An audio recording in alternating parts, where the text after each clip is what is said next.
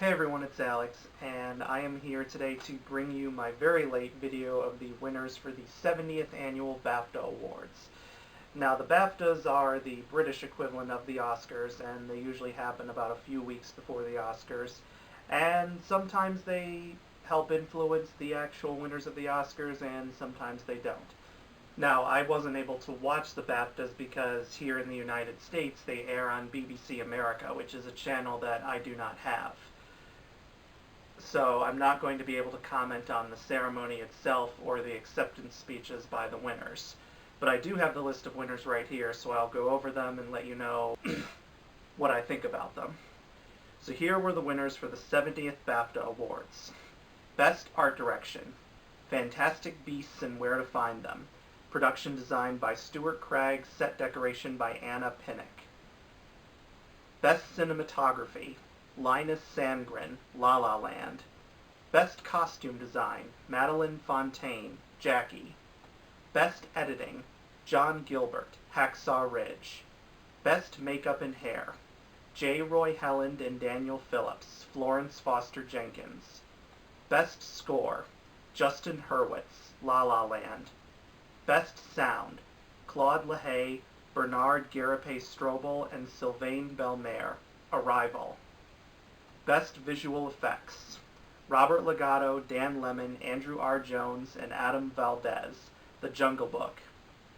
Best Animated Short Film, A Love Story, Khalid Gad, Anushka Kashani, Nanayakara, and Elena Ruscombe King. Best Live Action Short Film, Shpat Dita, Afolabi Kuti, Daniel Malloy, and Scott O'Donnell.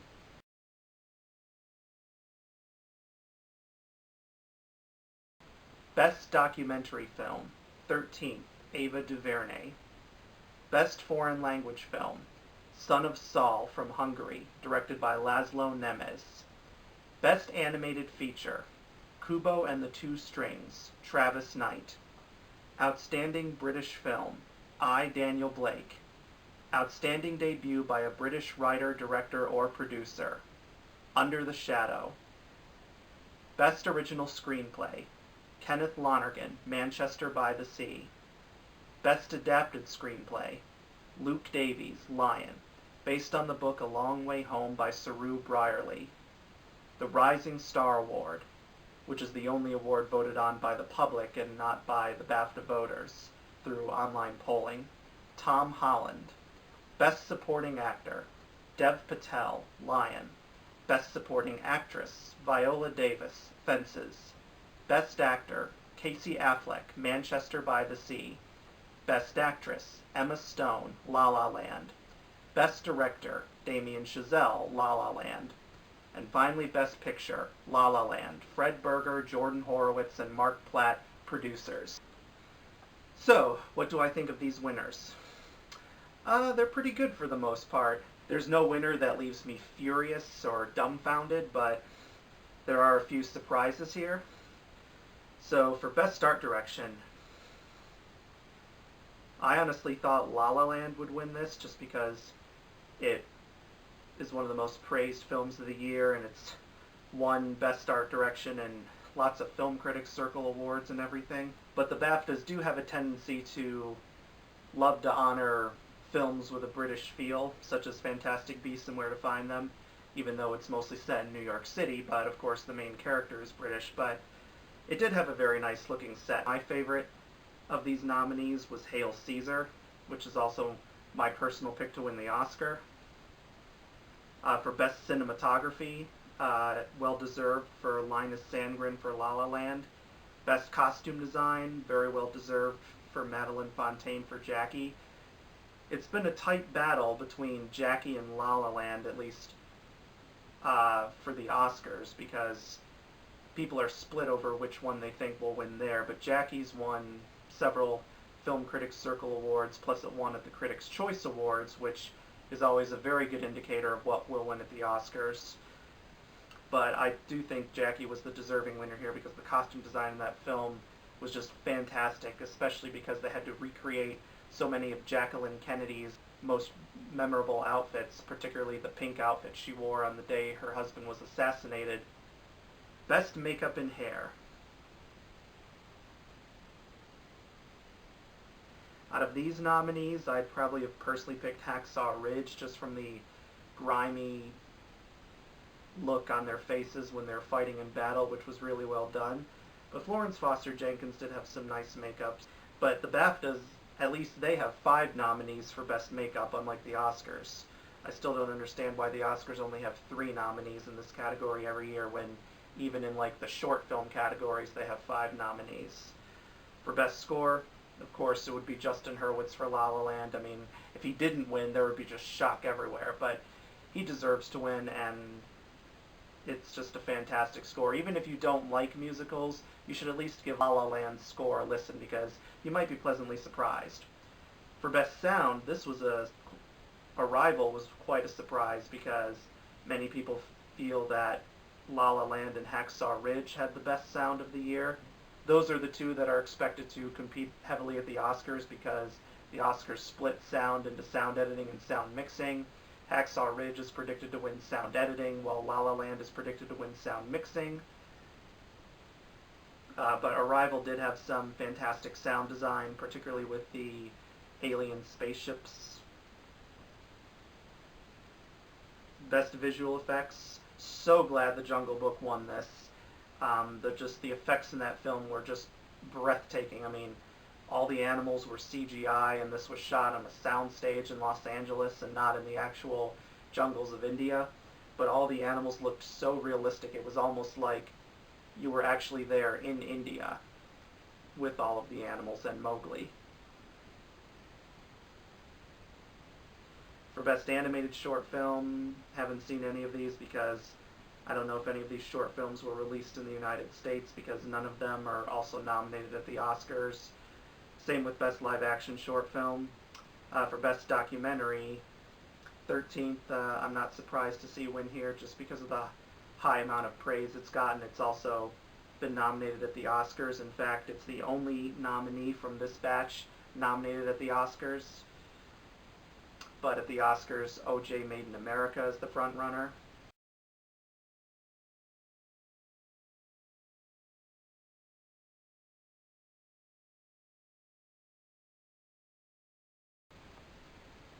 For Best Foreign Language Film, very glad to see Son of Saul win this. As I said in my BAFTA nominations video, even though Son of Saul won at the Oscars last year, it didn't come out in the UK until I believe April of last year, which was after the Oscars, so that's why it was nominated this year.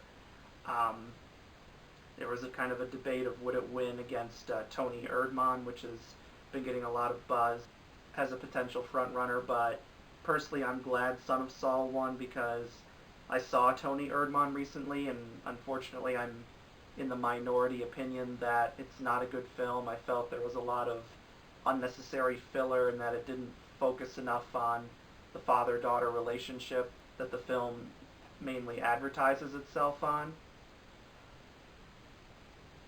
For Best Animated Feature, Kubo and the Two Strings winning here was quite an upset because Zootopia was considered the frontrunner since it won everywhere else. And now some people are wondering, could this mean that Kubo will win the Oscar too? Who knows? I mean, the BAFTAs do have a strong track record of predicting the Oscar for Best Animated Feature. The only time they've been wrong is when they nominated something that the Oscars didn't, like the Lego Movie, for instance. But then again, the Brits have had a tendency to be more fond of stop-motion animation than most Americans.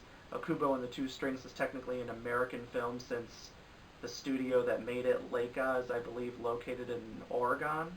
But usually with most stop-motion animated films that are not made by Leica, they're usually made from somewhere in Britain, like the famous Aardman Studios, which produce movies like Chicken Run and the Wallace and Gromit short films and the feature film Curse of the Were-Rabbit.